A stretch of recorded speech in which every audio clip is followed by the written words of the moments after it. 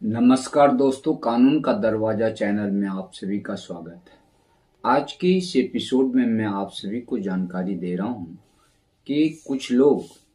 इस तरह की समस्याओं से जूझ रहे हैं कि उनके दादा या पिता के नाम से जमीन का जमाबंदी आज भी कायम है और उसी जमीन का किसी गैर व्यक्ति के नाम से भी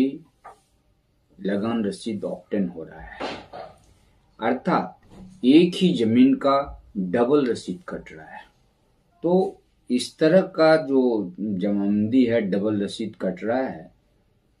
इस तरह के पीड़ित व्यक्ति को चाहिए कि अपने संबंधित अंचल कार्यालय में जाकर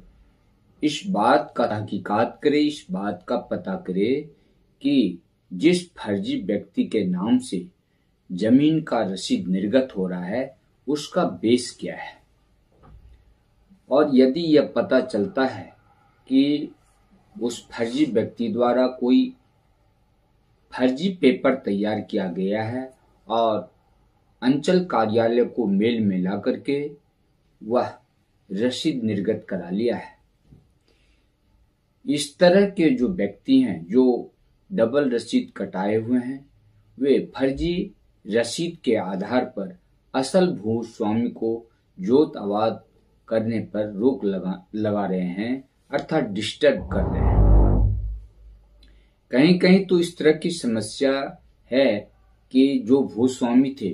उन्होंने सभी जमीन बिक्री कर दिया, अर्थात उनका जो जमाबंदी है वह शून्य हो जाना चाहिए और ये कार्य अंचल पदाधिकारी का है, परंतु उनका जमाबंदी उसी तरह कायम रहा और फिर नया व्यक्ति जिसने जमीन को सेल डीड के माध्यम से खरीद किया तो उनका भी लगान रसीद निर्गत हो रहा है, अर्थात एक जमीन का डबल रसीद कट रहा है। अब पुराने भूस्वामी जो थे वह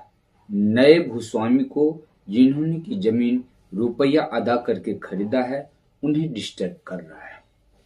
उस रसीद के आधार पर। तो इस तरह के जो व्यक्ति हैं जो डबल रसीद कट रहा है, इन्हें चाहिए कि एडिशनल कलेक्टर के कोर्ट में जमाबंदी सुधार का मुकदमा दायर करें और यदि कोई अन्य फर्जी पेपर तैयार कर लिया है जिनका की रसीद निर्गत हो रहा है, तो ऐसे फर्जी पेपर का नकल प्राप्त करें और उसे कॉम्पिटेंट कोर्ट में चैलेंज कर सकते हैं।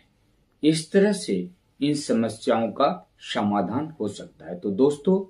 आज के लिए बस इतना ही। अंत में आपसे कहना चाहूंगा कि यदि आपने अब तक हमारे चैनल को सब्सक्राइब नहीं किया है तो इसे सब्सक्राइब अवश्य कर लें, साथ ही बेल आइकन को प्रेस करें और हमारे चैनल से जुड़ें। धन्यवाद।